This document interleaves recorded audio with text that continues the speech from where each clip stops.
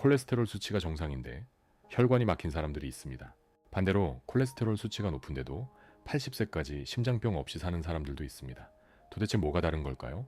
2008년 미국에서 발표된 대규모 심혈관 임상시험에서는 17,802명을 약 5년간 추적했습니다. 콜레스테롤 수치가 정상이어도 염증 수치가 높은 사람은 심혈관 질환 위험이 더 높았습니다. 혈관 건강을 결정짓는 건 콜레스테롤 수치만이 아니었던 겁니다. 최근 학계가 콜레스테롤 못지않게 주목하는 혈관 노화의 요인은 따로 있습니다. 바로 혈관에 생기는 만성염증입니다. 그런데 이 염증을 만들어내는 중요한 생활 요인 중 하나가 우리가 매일 먹는 기름입니다.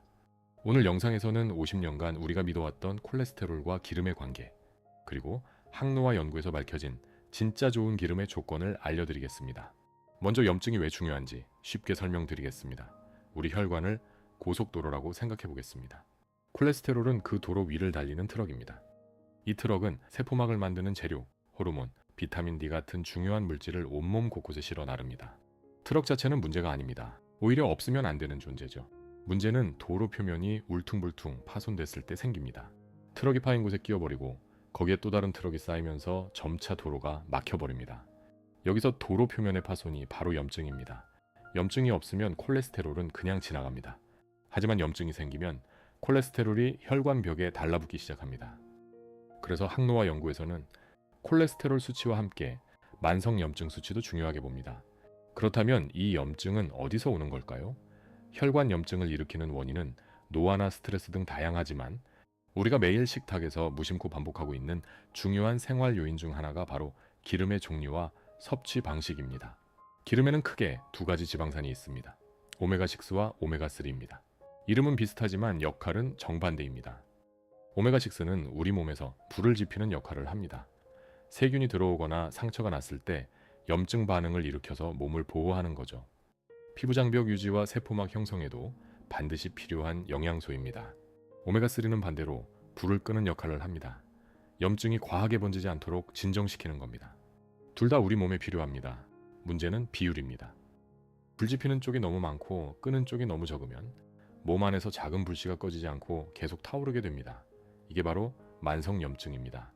최신 연구들에 따르면 이상적인 오메가3와 6의 섭취 비율은 1대1에서 1대4 정도입니다. 그런데 현대인의 평균 비율은 어떨까요? 2021년 네이처지에 실린 연구에 따르면 현대 서구식 식단의 오메가6 대 오메가3 비율은 무려 15대1에서 20대1에 달합니다. 왜 이렇게 됐을까요? 1960년대 미국 심장협회는 동물성 지방이 심장병의 원인이라고 발표했습니다. 그래서 버터 대신 마가린을, 돼지기름 대신 식물성 기름을 권장했습니다.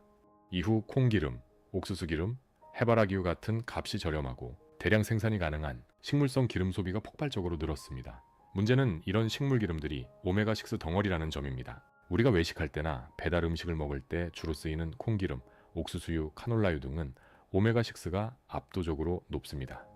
오메가6 자체는 필수 지방산이지만 과도하게 섭취할 경우 우리 몸에서 아라키돈산이라는 물질로 바뀌고 이게 다시 프로스타글란딘이라는 염증 신호물질 생성에 관여합니다. 몸속 곳곳에 여기 불났다라는 신호를 계속 보내는 거죠. 2019년 영국의학저널에 실린 메타 분석에서는 오메가6 과다 섭취군이 심혈관 염증 지표인 HSCRP 수치가 더 높았다는 결과가 나왔습니다.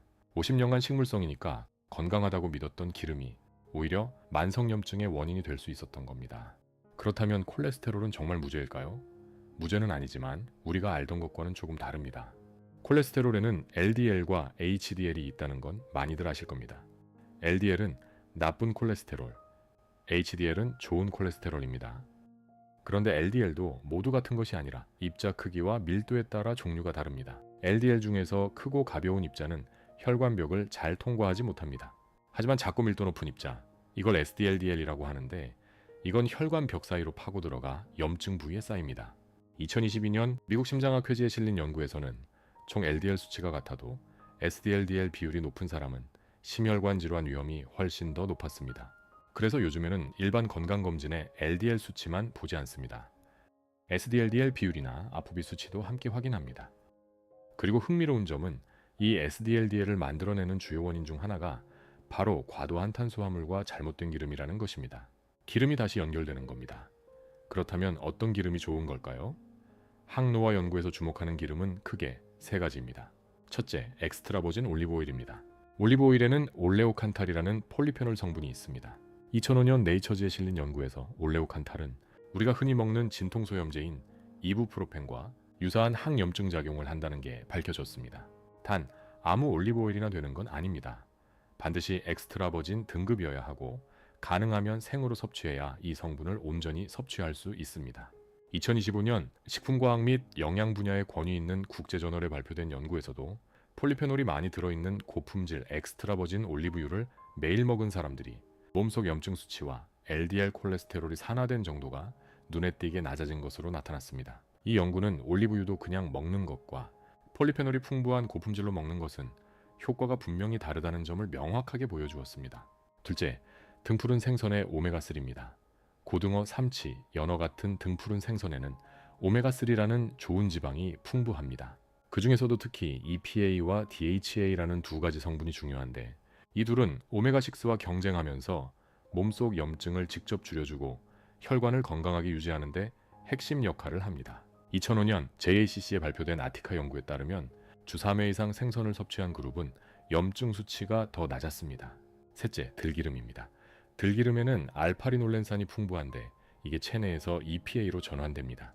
그러나 전환율이 5에서 10%로 낮습니다. 그래서 들기름만으로는 충분한 EPA와 DHA를 만들기 어렵고 등푸른 생선과 함께 먹는 것이 더 효과적입니다.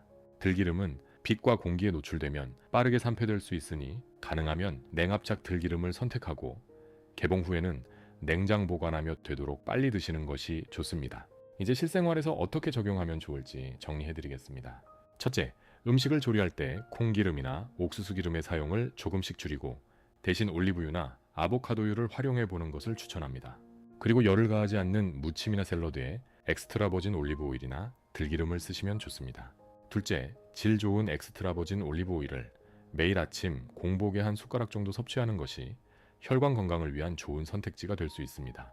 지중해 지역 장수마을의 아침은 질 좋은 올리브 오일과 함께 시작됩니다. 실제로 세계 5대 장수촌 블루존 중 하나인 그리스 이카리아 섬 사람들은 놀랍게도 하루 열량의 40% 이상을 지방에서 섭취합니다. 고기나 튀김이 아니라 혈관을 보호하는 착한 지방을 적극적으로 선택한 결과입니다. 2018년 스페인 나바라 대학 연구에서 엑스트라 버진 올리브 오일을 매일 섭취한 그룹은 혈관 내피 기능이 개선됐습니다. 하지만 아무리 좋은 올리브 오일이라도 피해야 하는 분들이 있는데 평소 과민성대장 증후군을 앓고 있거나 특히 담낭절제 수술을 받으신 분들입니다. 이런 분들은 샐러드의 소량만 곁들이는 것이 안전합니다. 셋째, 등푸른 생선은 주 3회 이상 드시는 것이 좋습니다. 다만 조리 방법이 중요합니다. 찌기, 조림, 은박지에 싸서 오븐에 굽는 방식이 오메가3를 가장 잘 보존합니다. 튀김은 고온 기름 때문에 오메가3가 많이 산화되니 피하는 것이 좋고 직화구이도 너무 세게 오래 구우면 일부 손실이 있을 수 있습니다. 생선을 매주 챙겨 먹기가 어렵다면 오메가3 영양제를 보충하는 것도 하나의 방법입니다. 영양제를 선택하실 때는 EPA와 DHA 함량이 충분한 제품을 선택하는 게 좋습니다. 다만 연구 결과에 따르면 음식으로 섭취하는 것이 흡수율과 전체적인 건강 효과 면에서 더 우수하다는 점을 참고하시기 바랍니다. 현재 혈압약이나 혈행 개선제를 드시는 분은 주의가 필요합니다. 오메가3를 고용량 보충제로 드실 경우 출혈 위험이 높아질 수 있습니다. 따라서 이 경우에는 반드시 주치의와 상담 후 복용량을 정하시기 바랍니다. 정리하겠습니다. 항노화 연구에서는 콜레스테롤 수치와 함께 만성염증을 혈관 건강의 중요한 평가지표로 보고 있습니다. 특히 HSCRP 같은 염증 수치가 높으면 콜레스테롤 수치가 정상이라도 혈관 위험도가 증가할 수 있다는 사실이 여러 연구를 통해 확인되고 있습니다. 이처럼 만성염증은 혈관 노화의 중요한 원인 중 하나인데 염증을 높일 수 있는 생활 요인 중 하나가 바로 우리가 매일 사용하는 기름의 선택입니다. 50년간 건강하다고 믿었던 식물성 기름이 오히려 문제일 수 있고 올바른 기름 선택만으로도 혈관 건강을 지키는데 큰 도움이 될 수 있습니다. 중요한 것은 가능한 한 자연 그대로에 가까운 덜 가공된 지방을 선택하려는 노력입니다. 항노화 연구소였습니다.